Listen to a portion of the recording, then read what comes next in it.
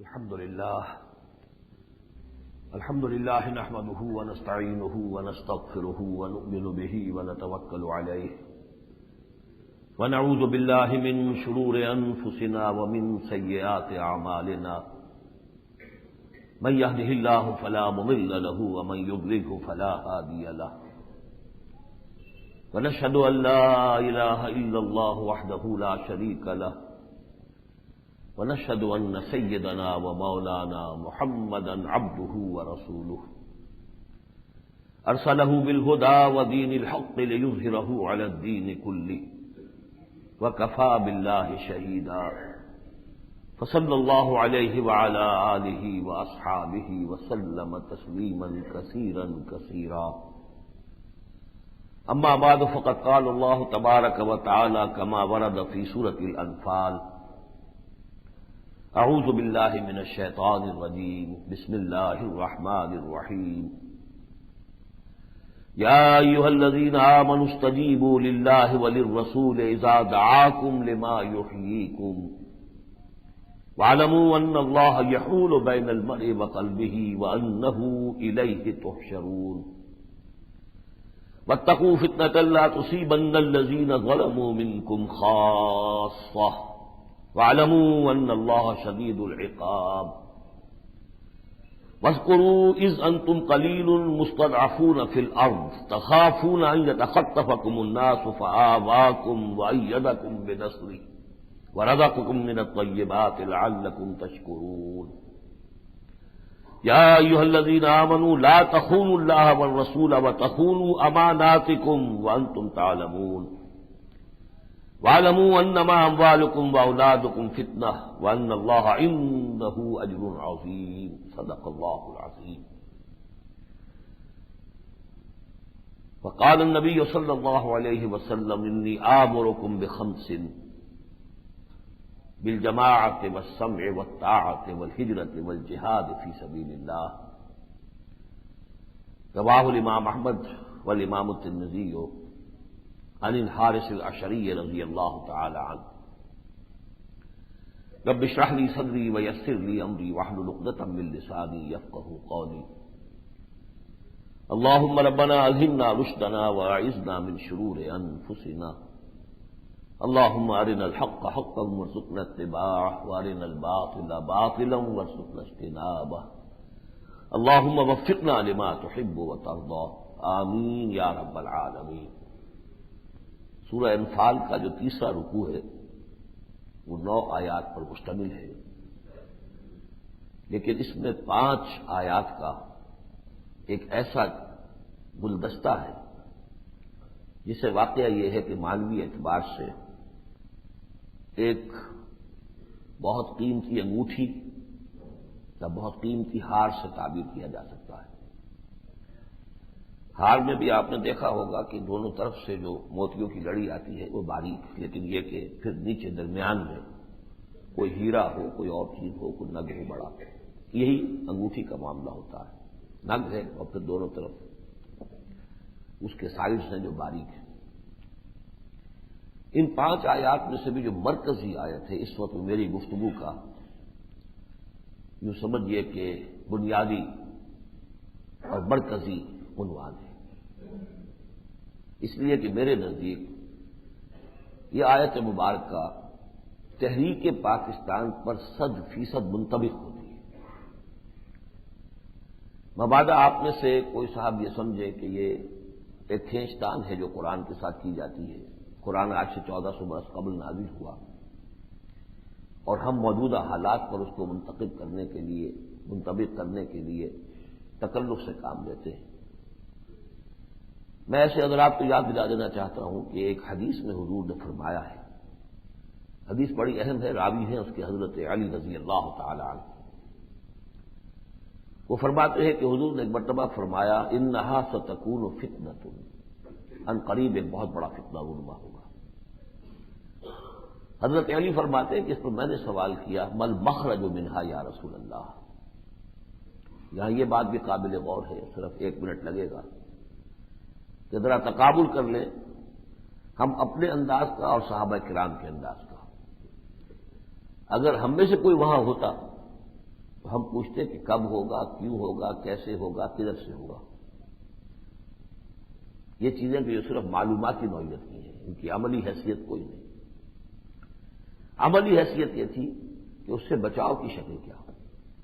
صحابہ نے وہ سوال کیا. حضرت علی نے یہ نہیں پوچھا کہ یہ فتنہ کب رونما ہوگا، کیسے رونما ہوگا، کدھر سے آئے گا، سبب کیا ہوگا، کچھ نہیں پوچھا. تو یہ پوچھا بل مخرج منہا یا رسول اللہ، اس فتنے سے نکلنے کا راستہ کون سا ہوگا، بچنے کی سبیل کون سی ہوگی، جس سے کہ انسان کی عاقبت کا تعلق ہے.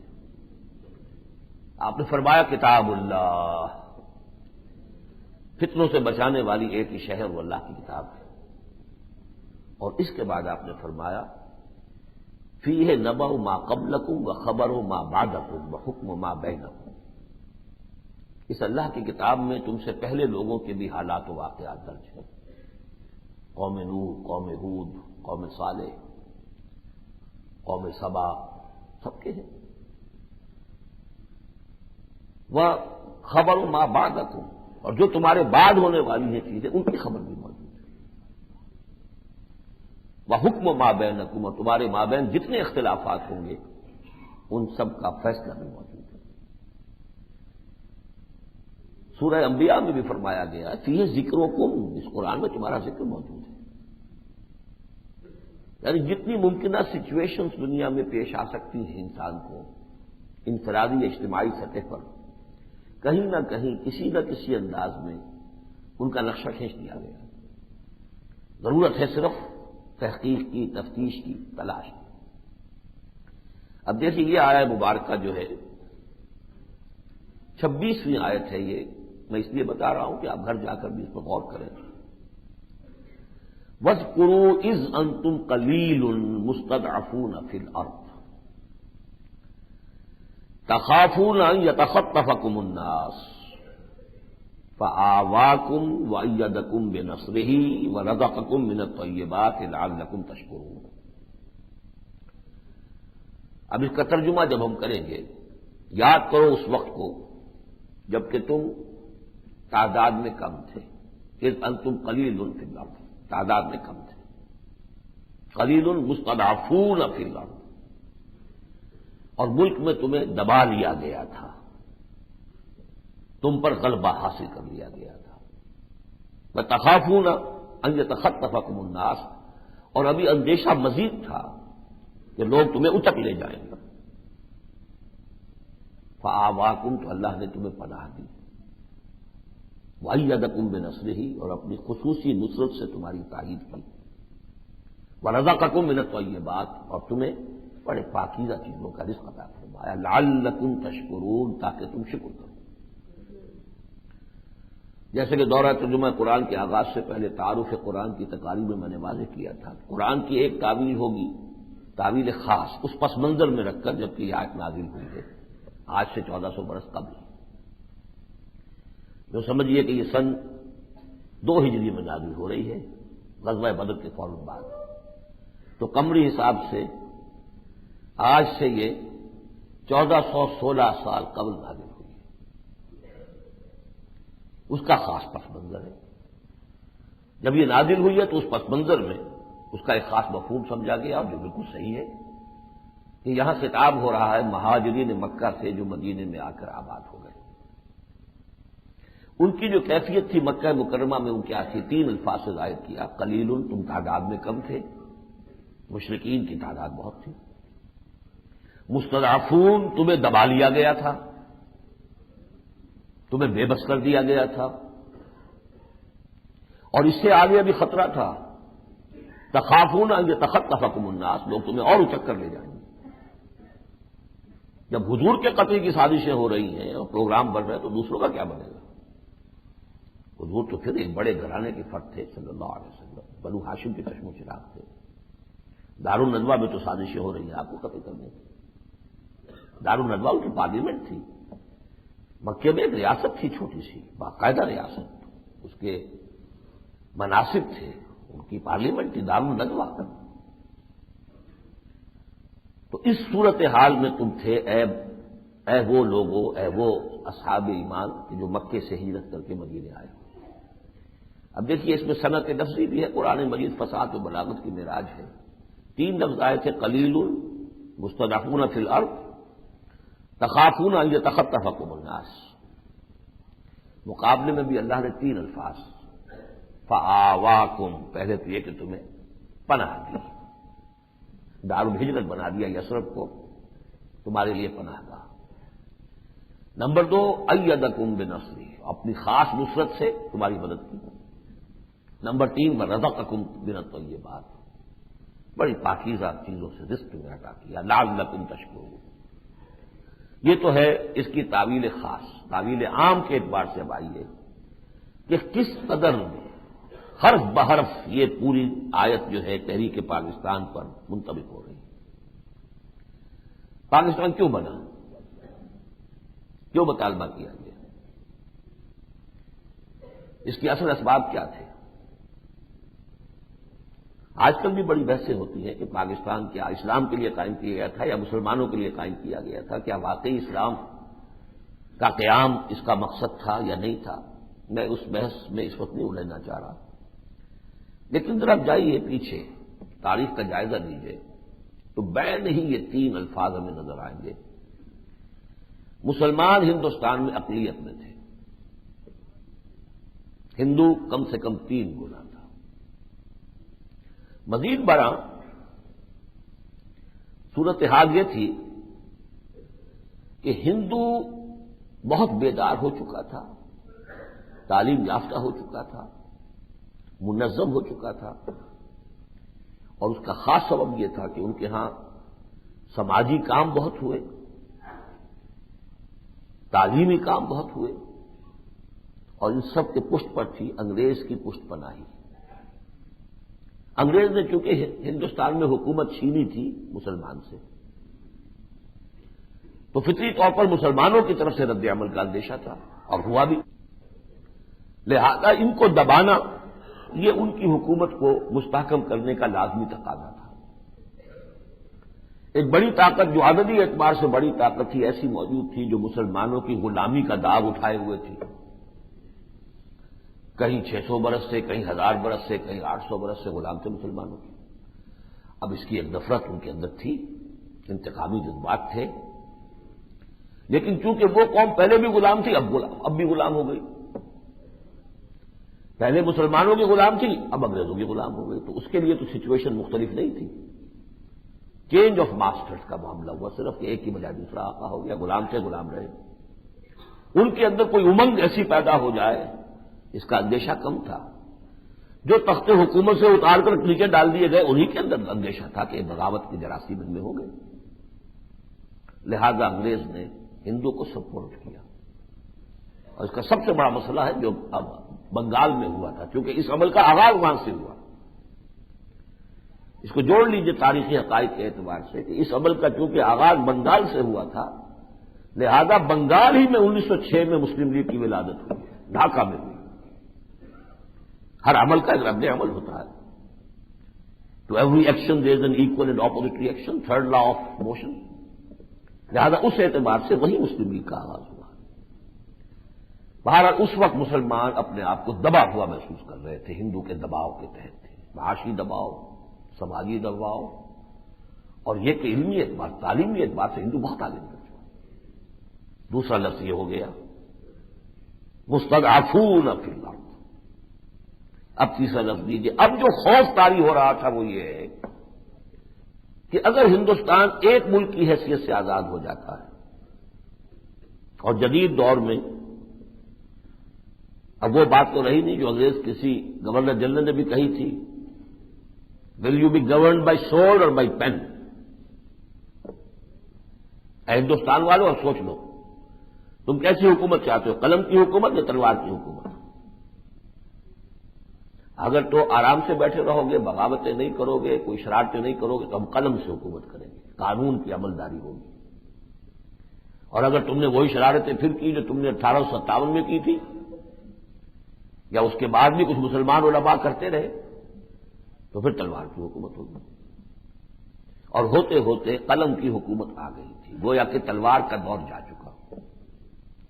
اب اگر ہندوستان آزاد ہوتا ایک ملک کی حیثیت سے، تو ون مین ون ووٹ کے تحت جو دنیا کا اب اصول ہے، مسلمان کے لیے مستقل غلامی تھی، اور جو بھی جذبات تھے انتقامی اس قوم کے اندر کے جس پر ہم نے حکومت کی تھی، اور حکومت کرنے والے جو تھے ہمارے بادشاہ اور شہنشاہ جو تھے، وہ سب کے سب اچھے لوگ تو نہیں تھے، عیاش بھی تھے، ہر طرح کے لوگ تھے۔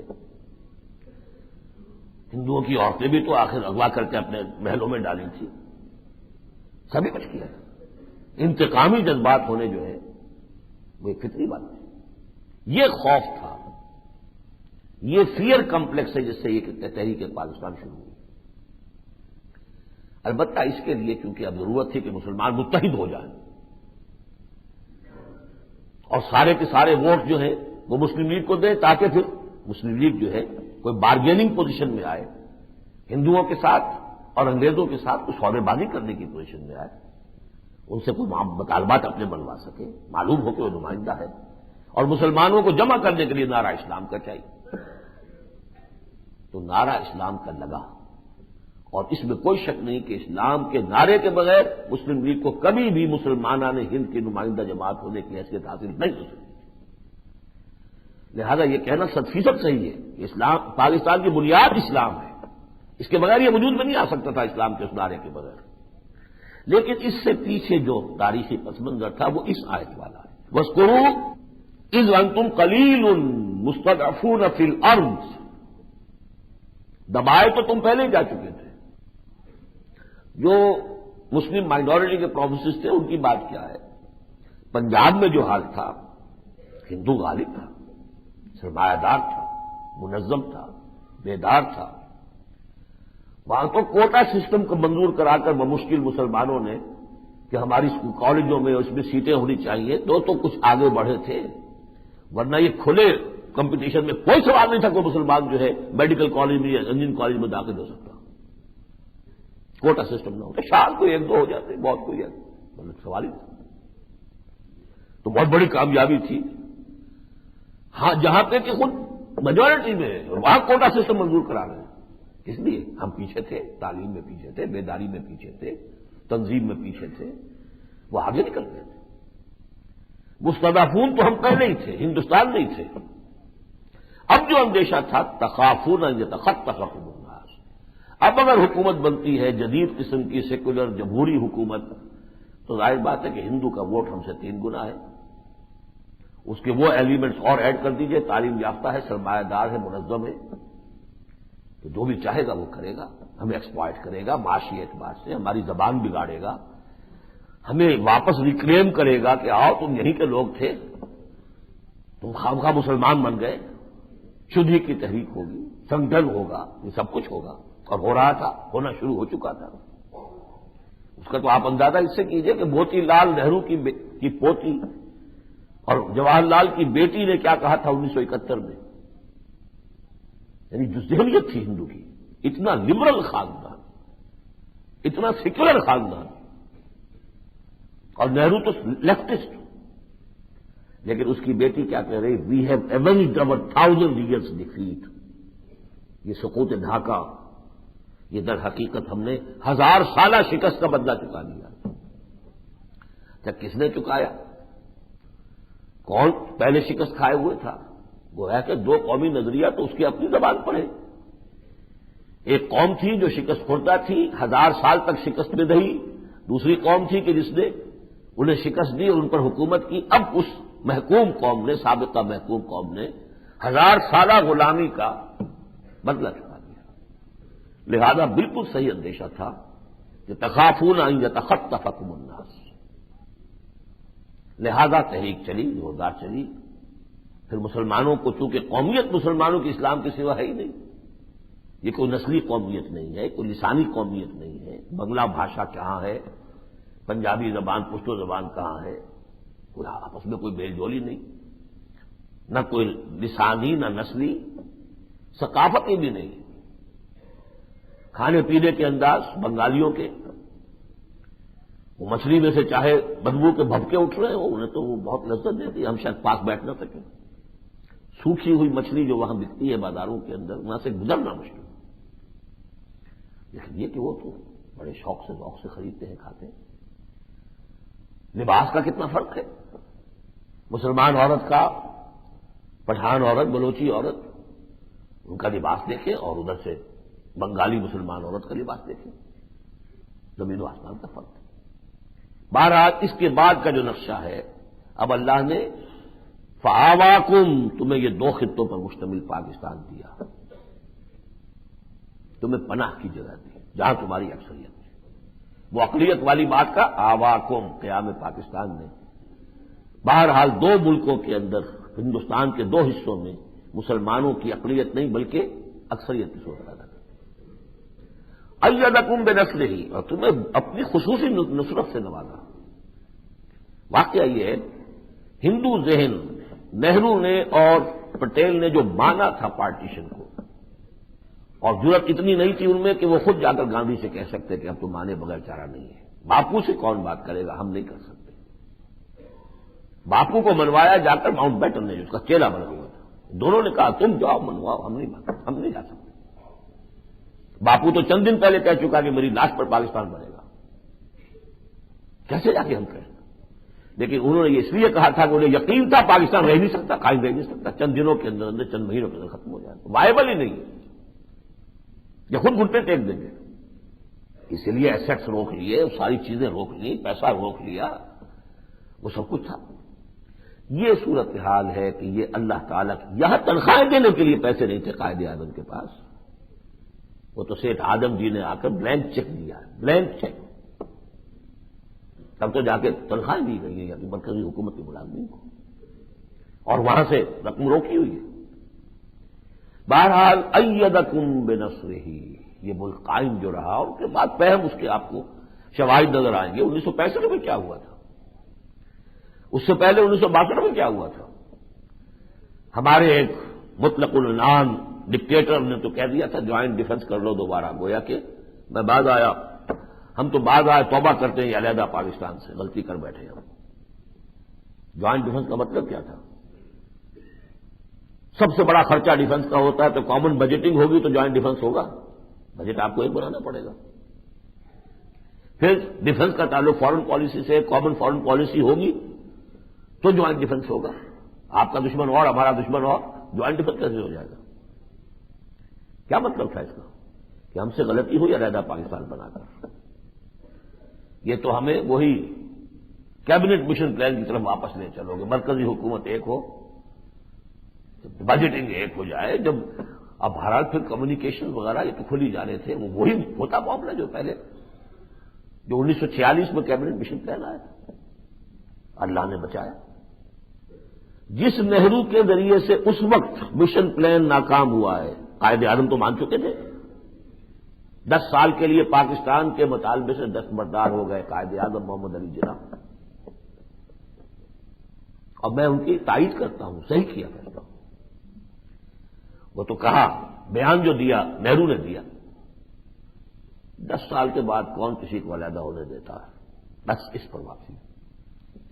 تو پاکستان کا 1947 میں قیام سب سے زیادہ مرہون منت ہے جواہر لال نہرو کا، ورنہ 10 سال کے لیے تو وہ ایک ملک ہوتا، 3 زون ہوتے، 10 سال کے بعد اس میں آپشن تھا، لیکن سچی بات وہی تھی جو کہہ دی تھی نہرو نے، نکل جاتی ہے جس کے منہ سے سچی بات مستی میں، چاہے وہ کم سمجھ تھا۔ اندرا گاندھی کے الفاظ یہ کہ ہمارے بابا جان تو صوفی آدمی تھے، انہیں سیاست تو آتی نہیں تھی، وہی صوفی آدمی ہے جس نے کہ ٹھوکر ماری ہے پھر ایوب خان کو، جوائنٹ ڈیفنس اگینسٹ ہوم، یاد ہے مجھے آج بھی بہت بڑی banner headline, joint defence against home,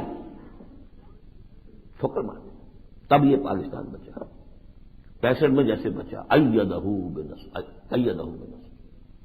اور جو بھی کچھ خوشحالی ہوئی تھی اس ملک کے اندر، بہرحال میری زندگی شعور کی زندگی شروع ہو چکی تھی، میں پاکستان بنتے ہی کالج میں داخل ہوا ہوں، ہائی اسکول اسٹوڈنٹ کی حیثیت سے میں نے تحریک پاکستان میں حصہ لیا ہے، مسلم اسٹوڈنٹس فیڈریشن کا ورک کر رہا ہوں، ضلع حصار کی اسٹوڈنٹس فیڈریشن کا جنرل سیکرٹری رہا ہوں، یہ سارا کام کیا ہے۔ تینوں چیزیں وہی، وَاذْكُرُوا إِذْ أَنْتُمْ قَلِيلٌ مُسْتَضْعَفُونَ فِي الْأَرْضِ تَخَافُونَ أَنْ يَتَخَطَّفَكُمُ النَّاسُ فَآوَاكُمْ وَأَيَّدَكُمْ بِنَصْرِهِ وَرَزَقَكُمْ مِنَ الطَّيِّبَاتِ لَعَلَّكُمْ تَشْكُرُونَ۔ اب بتائیے اس کے بعد سے لے کر ہمیں پاکستان تو دے دیا، اب تک ہم نے کیا کھویا کیا پایا؟